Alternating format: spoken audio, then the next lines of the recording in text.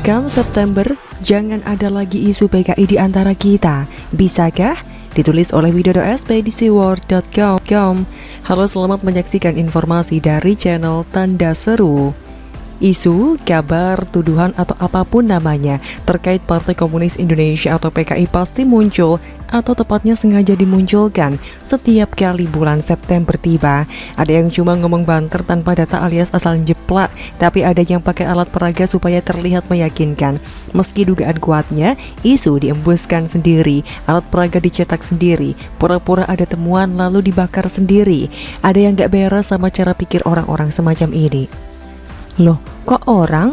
Lah iya, memang yang selama ini melakukan hal itu sejenis dedemit atau makhluk astral. Ya orang lah.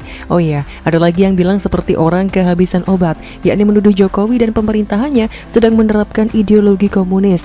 Maaf, kayak gini hanya bacotan yang asal jeplak dan lebih baik ditertawakan saja. Lagi pula kalau memang mereka yakin dengan ucapan dan temuannya soal isu PKI itu, kan tinggal tunjukkan saja buktinya.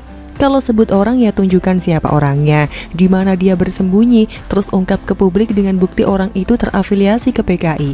Kita ingat, seorang Alfian Tanjung pernah menuduh kalau rezim sekarang yang berkuasa adalah rezim komunis. Yahya Waloni juga tak kalah heboh dengan ikut-ikutan soal COVID-19 yang disebutnya sebagai strategi komunis. Pernyataan yang semakin melengkapi deretan ucapan tanpa isi, tapi cuma heboh di media sosial, seperti buih ombak di lautan atau surga tong kosong berbunyi nyaring, kayak lagu slang itu. Masih ingat kan?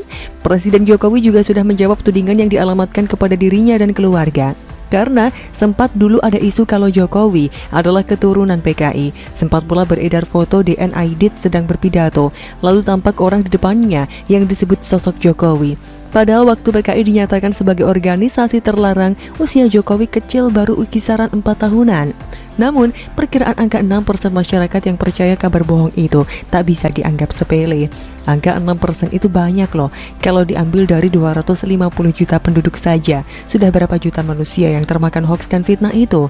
Lalu bisa saja meneruskannya dengan katanya sih ini Jokowi dan keluarganya terkait PKI loh.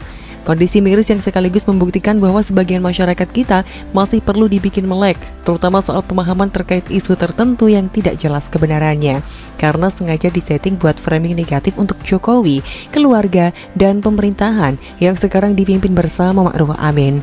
Dan kalau sekarang kita memasuki bulan ke-9 dari kalender Masehi 2021 dengan peringatan rutin terkait momen G30 SPKI pada akhir bulan yang memang tak bisa dipisahkan dari sejarah kelam negeri ini, masihkah ideologi komunis pantas dimunculkan lagi seperti tahun-tahun sebelumnya? Kalau saya sih nggak usah, karena nggak ada gunanya juga. Nggak perlu juga ada acara nonton bareng atau nonton sendirian film G30 SPKI yang sangat dikenal oleh generasi 80 dan 90-an awal itu. Maklum, saat itu filmnya menjadi tontonan wajib bagi anak-anak sekolah yang sampai sekarang saya belum bisa menangkap faedah dari tontonan itu. Oh iya, kabarnya film itu diduga tidak sesuai dengan fakta sejarah kan? Entah mana yang benar, karena zaman itu mesin propaganda yang dilakukan rezim Soeharto agaknya sangat kuat, dominan, dan menyentuh segala aspek kehidupan di negeri ini. Mau protes nggak berani, apalagi mau melawan. Mungkin nasib orangnya akan berakhir tragis. Wong anak SD bertanya saja langsung diselidiki sama Pak Harto kok dengan ditanya siapa yang suruh. Benar pendekatan unik, khas Pak Harto. Sosok yang kerap tersenyum dengan penuh arti.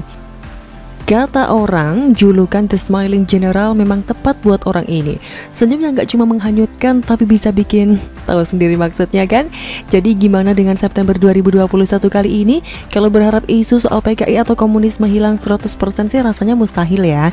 Namun setidaknya kalau isu unfaedah seperti itu bisa di-counter, paling tidak harapannya bisa turunkan angka masyarakat yang percaya, karena kebodohan yang dimanfaatkan oknum tertentu yang tidak mau melihat negeri ini tentram. Gitulah kura-kura. Bagaimana menurut Anda?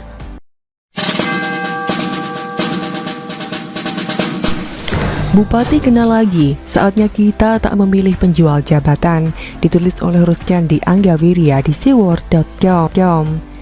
Halo, selamat menyaksikan channel Tanda Seru. Adakah yang salah pada pola pilkada kita? Jika dicermati dari aturan formalnya, barangkali tak bakalan kita temukan kesalahan dimaksud.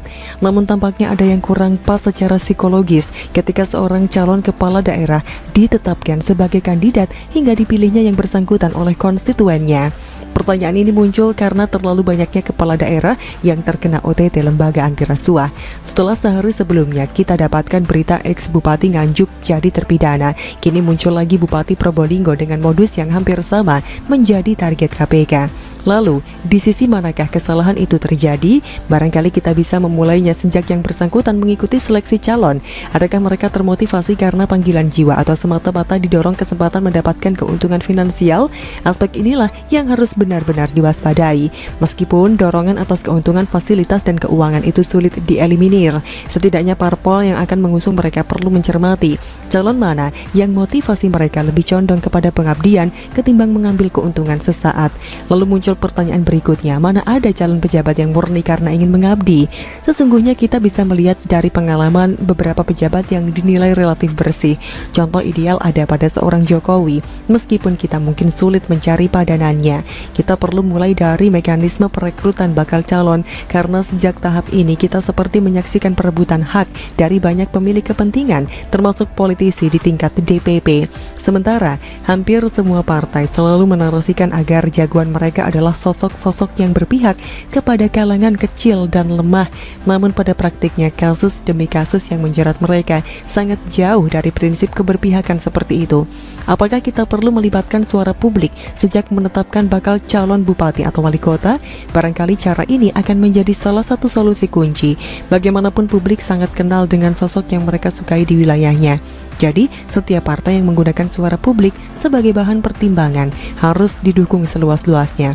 Bahkan boleh saja KPU membuat mekanisme ini sebagai prasyarat penunjukan bakal calon. Kita berharap jika suara publik lebih awal dilibatkan, kita terhindar dari mendapatkan pejabat yang tidak populer atau bahkan dikenal tidak pro kepentingan umum. Mudah diduga, kualitas pemimpin semacam ini nyaris selalu berakhir tidak menggembirakan, seperti yang terjadi kepada banyak mantan yang di akhir jabatannya mendekam di balik jeruji besi. Tentu saja suara publik itu harus diberi catatan pula. Jangan sampai keberpihakan pendukung sang calon justru dilatar belakangi perilaku curang, misalnya karena suap dan intimidasi.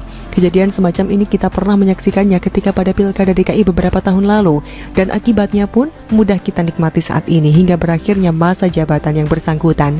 Partai politik memang selama ini memegang kunci siapa yang akan menjadi kepala daerah, dan dari pengalaman tak menyenangkan di banyak daerah ini, setidaknya KPU perlu mengevaluasi kiprah parpol ketika menetapkan kandidat yang mereka usung. Aspek dukungan masyarakat barangkali perlu menjadi salah satu bahan pertimbangan bahwa calon yang bersangkutan memenuhi kriteria berdasarkan dukungan dimaksud. Pada dasarnya, di setiap daerah sangat melimpah dengan sosok yang populer dari sisi keberpihakan kepada warganya. Namun yang disesalkan, banyak di antara mereka terganjal masalah dukungan partai politik. Dengan dibuatnya aturan tambahan soal dukungan publik, kita berharap banyak calon potensial bermunculan. Calon pemilih pun niscaya akan lebih antusias untuk datang ke bilik suara karena mereka merasa suaranya benar-benar diperhatikan sejak awal penetapan kandidat. Jadi KPU akan mendapatkan dua keuntungan sekaligus. Pertama, karena pemilih yang lebih bersemangat menentukan pemimpin mereka. Berikutnya, karena calon potensial akan lebih menjanjikan ketimbang calon yang muncul karena kemampuan finansialnya.